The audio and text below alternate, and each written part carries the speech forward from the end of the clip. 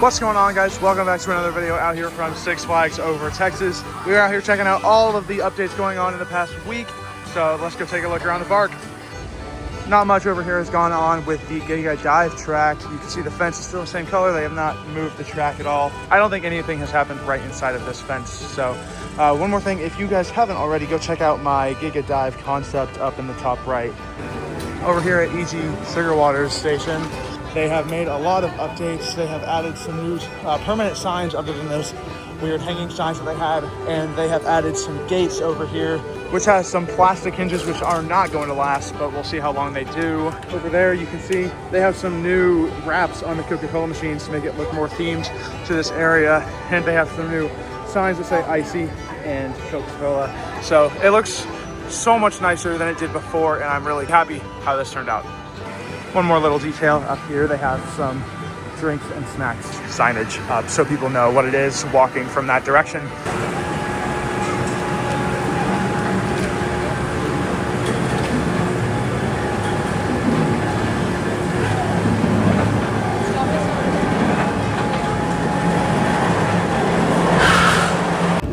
Just got off of 3 rides here on Titan, and those were some really good rides. It's running a little bit slow, but the park did open only a couple hours ago, so it hasn't had much time to run, but it was really fun. Looking out in the Titan parking lot, far out in the Titan parking lot, you are able to see some Giga dive track pieces.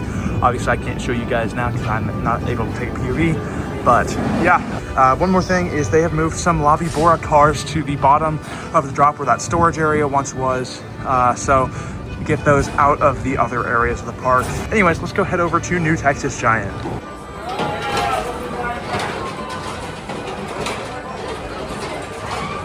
Just got off of New Texas Giant in car 2. It was actually running quite well, but the only downside is that they are running one train right now. We are not sure why, but the operations are very slow for it to be running on one train. These ride operators are not really pushing trains out like they should be, especially with it being on one train. So the line is a lot longer than it looks. It's probably about an hour from the end of the line, and it really should only be about 25, maybe 20 minutes. But other than that, it was a good ride. Just the downside is the one train ops especially. Not sure how long these have been here, but here are some new magnets that are very similar to the picture frames that they have here. So they're really cool. I like them. Over here at JB's Barbecue, it looks like they've been getting the turkey leg stand outside, like the plate stand, a lot more ready. Looks like the wall and the cooker, whatever that is back there, has been starting to get done, and they have a cash register here. So looks like it's getting closer to being done. Over here at the refresh station next to Aquaman, it looks like it has opened on the Coca-Cola side. There are 3 Coca-Cola fountains, and they are all wrapped to look very nice with the Coca-Cola logo on it. But oh, and look over here, Aquaman's on one boat. Of course it is.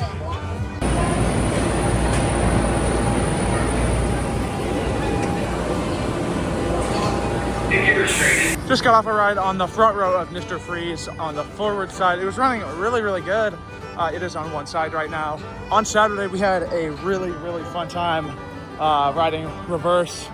It was great. So let's head over to Batman the Ride.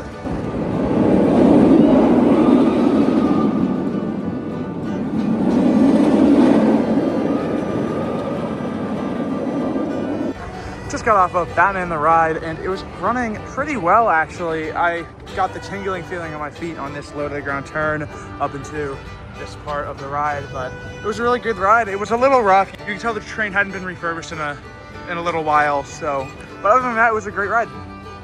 Well, we were gonna go to Skyscreamer, but yeah, we think it's broken, right? Maybe. Maybe. Just maybe. One of the biggest updates over here at Superman is that if you look closely at that car in the back bouncing, that is Yellow Tower, which hasn't been operational in a very long time. And currently Yellow Tower is the only operating tower open right now. So they must have fixed whatever the issue was and opened it, because it's the first time I've seen Yellow Tower working in a very long time. I believe last week I did update that the Texas flag things were boarded up, but I know they weren't painted. But yeah, same thing on this side. They have boarded up the doorway and also painted it to match the color. It doesn't fully match, but one thing I haven't noticed until now, for Fright Fest, I didn't even realize what this was before Fright Fest, but this was actually a blood splatter they had put down on the ground. And it used to be red. You can kind of see the red poking through there, but now they have painted over it with a nice grayish, almost blue color. So looks a lot better. Over here, the Thrill Refill Station. It's one of the older Coca-Cola styles. I'm not sure why it's yellow and purple, but all of the fencing in front of it is gone. So that makes me think that they are going to rip this out maybe, or completely redo it and turn it into one of those other refresh stations. But there's one right here, so get rid of that one. Here's another look at the construction at the Giga coaster. They are continuing to clear land and dig footers and get footers prepared for concrete so they can start putting supports up soon. But that's gonna do it out here from Six Flags Over Texas today. A lot of stuff going on. No, there's not nearly as much as some other days, but it was still cool to see.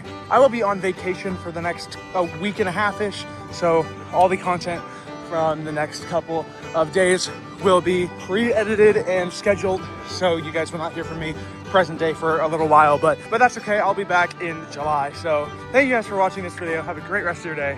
See ya.